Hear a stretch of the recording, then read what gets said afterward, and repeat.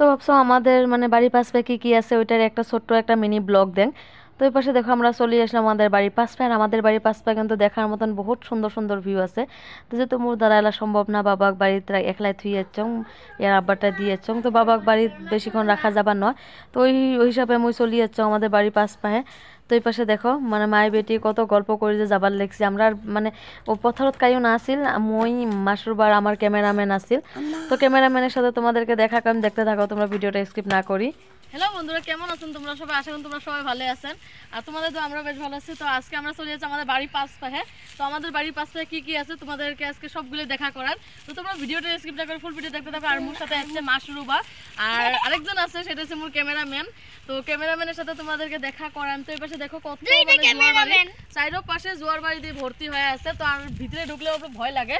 আর এই পাশে জোয়ার বাড়িটা পার হলে আমাদের আছে গঙ্গা নদী। তো ওতে বহুত মানে বহুত সুন্দর সুন্দর ভিউ আছে। তো অত দূর যাওয়া যাবার নয়, যেহেতু একলা একলা ভয় লাগে। তো এটি আমরা মানে অল্প কি আছে ওগুলো দেখান। তো ভিডিওটা স্কিপ না করে ফুল ভিডিও দেখুন। কি ধনিয়া, আর ওই পাশে আছে লাপা শাক। তো চলো আমরা যাই ভিতরে ঢুকি।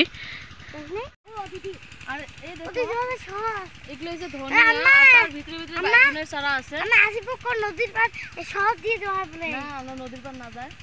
আর ওই পাশে আছে লাপা শাক, আরো বহুত কিবা কিবি আছে। তো ভিতরে না যাং, যেহেতু বিকাল হয়ে গেছে। তো ভিডিওটা এটি স্কিপ করিম। Bye bye.